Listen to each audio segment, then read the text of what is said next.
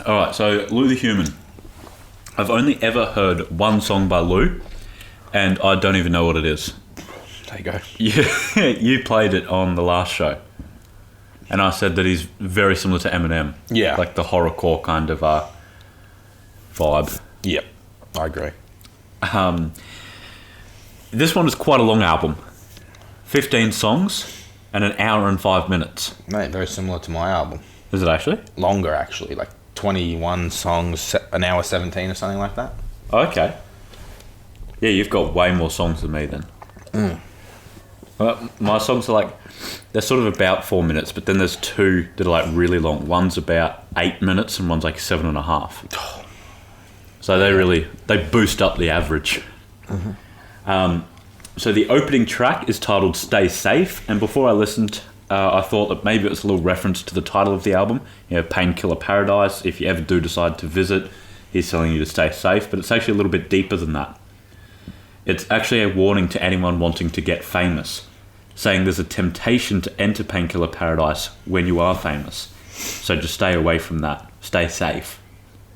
It's a very honest track where he pulls examples from his own life, and similar to Corday, I can tell that Lou is different. He just says things that other artists tend to shy away from. He's very honest about his mental health and his struggles with addiction. With a dick. He's also very honest about his incentive for fame. There's a few lyrics that I want to highlight here. Oh, mate, you got to stay hydrated. There's a few lyrics I want to highlight here. In the first verse, he says, "Remember meetings, they told me I'd never find a market, like I was marketing something. Like I do shit to find endorsements or a sponsor or something. Like I wasn't turning down deals when I was offering money. Like I wasn't treating cars like my fucking apartment or something." Then he ends that same verse with, my plane ain't even take off yet. They try and shoot me down." Which I thought was pretty clever. And then he starts verse 2 off with, I'd be trying to quit, but they tell me I might save rap. Yeah, but will rap save me? Which I thought was pretty cool. And he does dive a little bit deeper into that. What the fuck was that? Sorry, I tried to not let the burp be audible, but it fucked up. Backfired. Almost died. Front fired. Fuck. That was gassy. You got that loud gas. Do a fucking science experiment on that. What? I don't know. That's like why it happened. It was a reaction. Fucking need Mythbusters. The last verse. Oh, the verse. What the fuck have I written here? I think that's meant to say the very last lines of this track are, "And I can't front, I've been contemplating taking the pill because Painkiller Paradise is what made me this ill." And I think this is just brilliant. He's saying that like taking drugs are detrimental to his health, and he has successfully stopped. But taking them is what has made his writing so good. So he often contemplates taking them again to benefit his writing, but then he knows that there's a possibility of spiraling and heaps of shit happening. Blur is the first big boy, 7.5 minutes.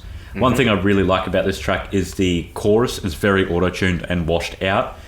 And his voice is sort of like fading in and out. The beat's moving around you, almost like it's a blur, which is the title of the song. I thought that was a nice little, reference, like a hidden detail kind of thing. Yep. The message of this song is also a little bit blurry. He mentions a couple of things with no real direction. I don't know if that was done on purpose, though. He does have a lyric in there that I really like, though. My dad was type black and my mum is type white, so the grey is where I'm at. I thought that was pretty clever. I didn't really like For the Low, just because it's very lackluster content-wise. It doesn't have a verse. It's got a refrain, pre-chorus, chorus, and then that just repeats. It's pretty much just about selling painkillers cheap. He's got the cure on the low, is what he says. There you go. But the production is cool. I will give him that. What am I up to? It's very disorientating, and it kind of makes you feel like you're tripping. Late Night, I'm not really a fan of either. It's just about him needing drugs right now. In the chorus, he says he's not trying to wait in line, which describes the urgency in which he needs the drugs. The title track, Painkiller Paradise, is pretty good, solely produced by Lou. So the beat, it gives the lyrics like a little more punch, a little bit more meaning. And I really like how he starts out the first verse too. I don't even need sleep, time is money, I don't miss a blink. I already spend a lot when I think. Dog, I've been on the brink, I've been trying to get my mind right. Life gave me lemons, now I'm all up in the limelight. See shit clearer when you look at it from hindsight. I thought that was really good, like the lemons and limelight. Yeah. Like that was, yeah, he's got a few little things That's in smooth. there. That's tough. Yeah. Yeah, he's got like a few little bits of wordplay in there that, like, to be honest, I didn't notice like the first or even second listen. Like, it'd be a couple of listens later, I'm like, oh, I didn't see that. I thought that was pretty impressive. There was a 4-song slump though, which is quite long, from track 6 to 9, and that's not even a 6-9 joke. That is legitimately where the slump was. I was pretty much just saying, it was pretty much just saying, I have a lot of money, I'm really good, I've just finished rolling up another blunt kind of thing, which to me just straight up contradicts what he said in the start of the album. But Holiday, the 10th track, pulled it back a little bit.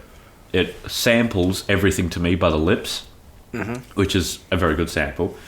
But the chorus is just straight up the chorus from the original song. Like, he's just cut and pasted it, so it's barely a sample. Yeah. But it is very honest. He talks about when he goes back to his hometown, people hate on him, that his friends are also trying to do the music thing, but luck isn't going their way, and he feels bad for them because his career is going well. He says his twin brother died when he was 6, as well as a few other family-related issues. And I really like the way that he ended the last verse. Rest in my head, can't rest in my bed. Wrestle myself, I'm a mess in the flesh. Yeah, still, I'm the best in the West, no, the best in the world. Bitch, I'll rest when I'm dead.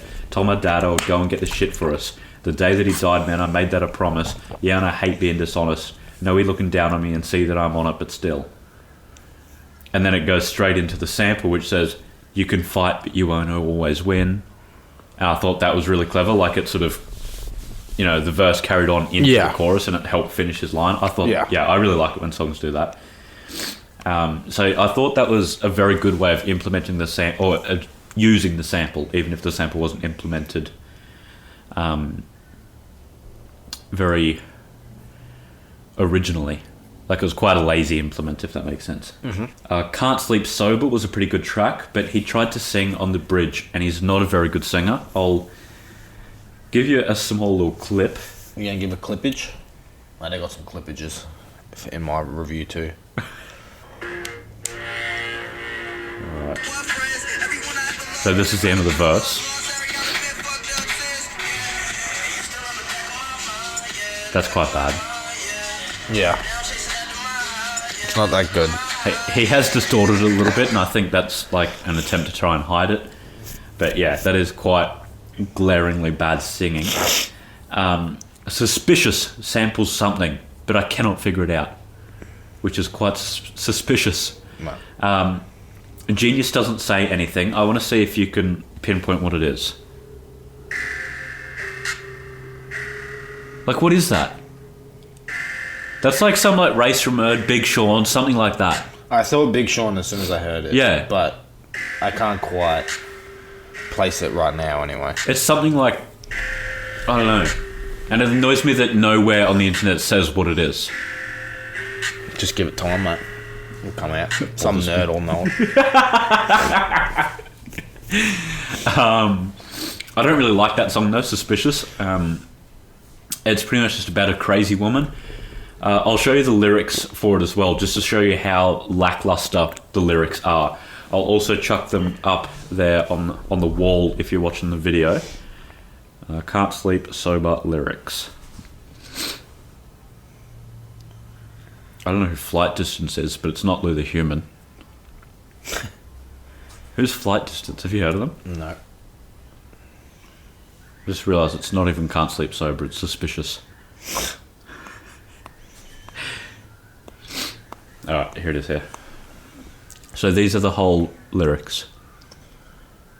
Right. That's the whole song. Oh, wait, that was an ad. Right. But like, you don't really want me back, just... Yeah, the same thing. It's like a 35-second chorus. It's quite long of just hearing the same thing over and over again. Yeah. Refill is the other big boy at 8 minutes long, and it's literally just one fucking huge verse. But it is so good. I'm going to go through and just highlight some of the best lyrics. With the baton they never gave me, I'll take it the farthest. I really, really like that. And then, my ex say I changed a lot, I can't say that it's not true. All of this fame, I forgot Lou. All of this drink, I forgot you. At least I did until the morning. Oh shit, that's not even the end of it. I used to go places people knew me just so I could feel important. I used to want people to see me and now I can't avoid it. I think that was really, really honest, saying I used to go places where I know people would recognise me just so I could feel important. I thought that was, like, I'm sure pretty much anyone at the rise of, like, the sort of start of their fame has done something similar to that. I agree. But I've never heard that. He's being real. Yeah, I like that. But then my favourite lyric is, this one's quite a long one. When I've been waking up lately and forgetting the stating the days I'm spaced out, forgetting the date, trying to remember why the fuck I even got in the game. It's like every time I see my nieces, they older, ain't even seeing grow up. What if they needed a shoulder? And the girl I love is still on the block I left, thinking my old friend is smoking rocks again. I just wish I could talk to him. So that's pretty cool. Like, he's legitimately considering why he even started rapping. Mm-hmm. I honestly think he should have finished here. It would have been such a strong note to finish on, but instead he added 2 more tracks. Death Note, which was just a typical trap song, saying if you fuck with him, your name will appear in a Death Note kind of thing. Mm-hmm. And then the last track, Overdose, it's a love song. You know, I'm overdosing on your love. Sure. Both of those tracks have no real tie-in to the rest of the album, and it kind of felt like he just liked them and wanted to release them, whether it fit with the rest of the album or not.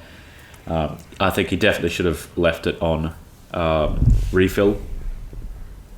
The album had a lot of really high highs, but quite often would dip down to like a 4 out of 10, and the most detrimental thing about that is that it would stay there at the 4 for a while before coming way up again. I would describe his sound as a leaned up futuresque content with a Lil Peep / sad boy delivery, but he's actually good. Okay. And the production fits neither of those sounds, which gives his songs even more flavour, like even more originality. The 2 songs on this album, this is just a little funny name, that aren't explicit. Every other song is, but the 2 songs that aren't are For the Low, which is about selling drugs, right, and Overdose.